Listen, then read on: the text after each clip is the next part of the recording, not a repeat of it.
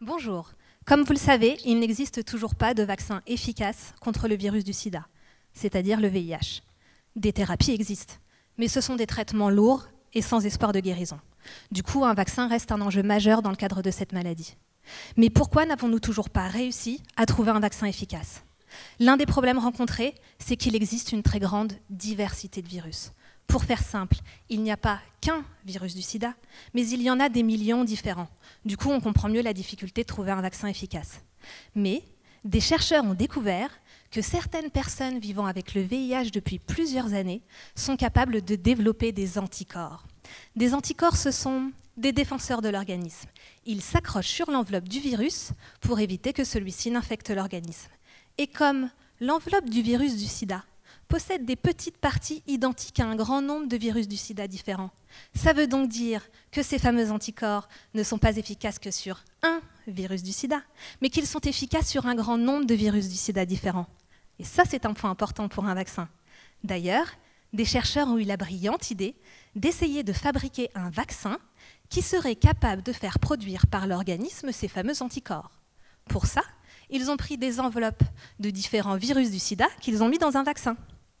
Bon, ça n'a pas marché, mais on ne va pas s'arrêter là. Et puis on va revenir quelques années en arrière, lors de la découverte du vaccin contre le virus de l'hépatite B, qui, soit dit en passant, a été découvert à Tours dans notre unité.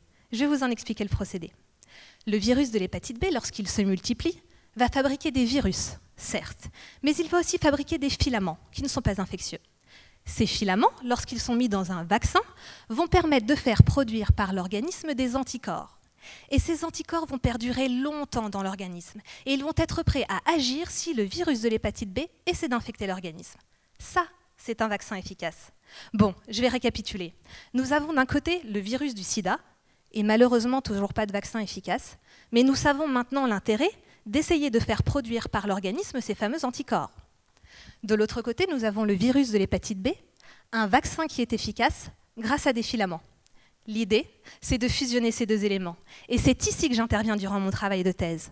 Je récupère les filaments du virus de l'hépatite B et je vais y ajouter tout autour les enveloppes de différents virus du sida.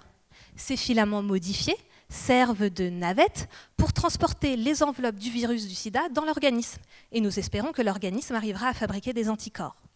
Bon, effectivement, la route est longue avant de trouver un vaccin efficace, mais nous espérons qu'avec ce procédé nouveau, nous pourrions, à notre échelle, participer à la lutte contre le sida. Merci. 3, 2, 1,